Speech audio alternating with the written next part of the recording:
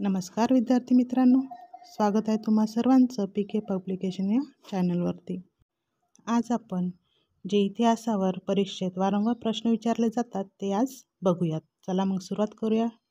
पहिला प्रश्न आहे, स्त्री पुरुष तुलना हा ग्रंथ कोणी लिहिला? स्त्री पुरुष तुलना हा ग्रंथ ताराबाई शिंदे यांनी लिहिला। दुसरा प्रश्न, सार्वजनिक सत्यधर्म हे पुस्तक कोणी लिहिले? सार्वजनिक सत्यधर्म हे पुस्तक महात्मा फुले यांनी लिहिले। महाराष्ट्रात मुलींची पहिली शाळा कोणी काढली? महाराष्ट्रात मुलींची पहिली शाळा ही महात्मा फुले यांनी काढली। अमेरिकेत जाऊन वैद्यकीय शास्त्रात पदवी मिळवणारी पहिली भारतीय महिला कोण? तर पहिली भारतीय महिला ही आनंदीबाई जोशी आहेत। लोकहितवादी म्हणून कोणाला संबोधतात? तर लोकहितवादी म्हणून गोपाळ हरी देशमुख यांना संबोधतात। महर्षी धोंडो केशव कर्वे यांच्या आत्मचरित्राचे नाव काय आहे? महर्षी धोंडो केशव कर्वे यांच्या आत्मचरित्राचे नाव आत्मवृत्त असे आहे। स्वातंत्र्यानंतर मुंबईमध्ये प्रथम प्रकाशित होणारे नवीन मराठी दैनिक कोणते? नवीन मराठी दैनिक महाराष्ट्र टाइम्स। चंपारण्य सत्याग्रह कधी झाला? चंपारण्य सत्याग्रह हा 1917 बिहारमध्ये झाला। स्वदेशीचा फटका स्वतंत्रतेचे स्त्रोत ही काव्य कोणी रचली? ही काव्य रचलीत स्वातंत्र्यवीर विदा सावरकर म्हणजे विनायक दामोदर सावरकर यांनी रचली। गांधीजींनी सविनय कायदेभंगाची चळवळ कधी उभारली? गांधीजींनी सविनय कायदेभंगाची चळवळ ही 1930 मध्ये उभारली।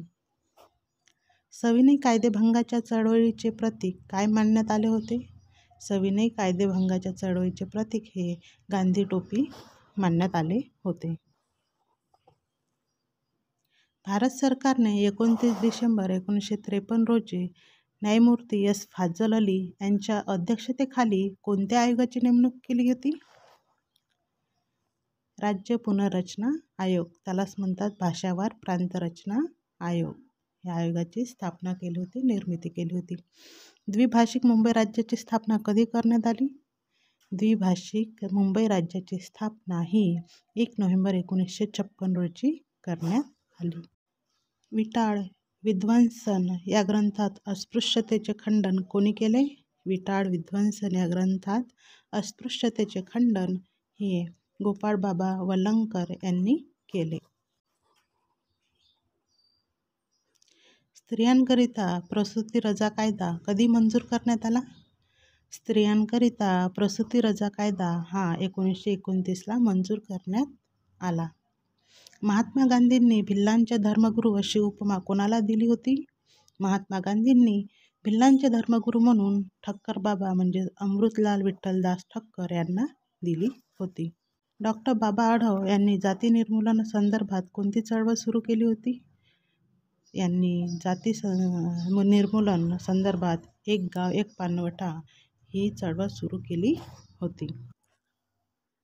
वारली चित्रकलेचे म्हणजेच पेंटिंगचे जनक कोणाला मानले जाते?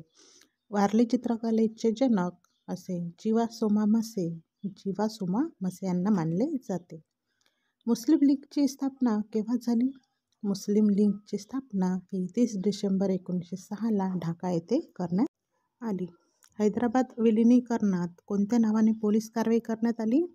हैदराबाद विलिनीकरणात ऑपरेशन पोलो या नावाने पोलीस कारवाई करण्यात आली। भारतीय ब्राह्मण समाज 1866 मध्ये कोणी स्थापन केला? भारतीय ब्राह्मण समाजाची स्थापना केशवचंद्र सेन यांनी 1866 मध्ये केली। कानू सन्याल कशाशी संबंधित होते? कानू सन्याल हे कष्टकरी शेतकरी चळवळीशी संबंधित होते। 1876 साली हिंदू पॅट्रियट हे वृत्तपत्र कोणी सुरू केले? 1876 साली हिंदू पॅट्रियट हे वृत्तपत्र हरिश्चंद्र चॅटर्जी यांनी सुरू केले। 3 मे 1971 रोजी पंतप्रधान श्रीमती इंदिरा गांधी यांनी वटहुकूमाद्वारे किती विमा कंपन्यांचे राष्ट्रीयकरण केले? किती कंपन्यांचे राष्ट्रीयकरण केले? 106 विमा कंपन्यांचे राष्ट्रीयकरण केले. रवींद्रनाथ टागोर यांनी नव्या युगाचे अग्रेसर कुणाला म्हटले आहे? रवींद्रनाथ टागोर यांनी नव्या युगाचे अग्रेसर राजा राममोहन राय यांना म्हटलेले आहे. 1917ची रशियन राज्यक्रांती यशस्वी होण्यासाठी कोणाच्या साम्यवादी विचारांचे मोलाचे योगदान होते? कार्ल मार्क्स यांच्या विचारांचे मोलाचे योगदान होते. शेतकरी व ईस्ट इंडिया कंपनी यांचा कोणत्या महसूल पद्धतीत प्रत्यक्ष संबंध येत असे? शेतकऱ्यांनी ईस्ट इंडिया कंपनी यांचा रयतवारी महसूल पद्धतीत प्रत्यक्ष संबंध येत असे. लॉर्ड कर्झनच्या काळातील रॅले आयोगचा संबंध कशाशी होता? लॉर्ड कर्झनच्या काळातील रॅले आयोग हा उच्च शिक्षणाशी संबंधित होता. होम रूल चळवळ प्रथम कोणत्या देशात सुरू झाली? होम रूल चळवळ प्रथम आयर्लंड या देशात सुरू झाली. अशाच पद्धतीचे नवीन व्हिडिओ बघण्याकरिता चॅनलला सबस्क्राईब करायला विसरू नका.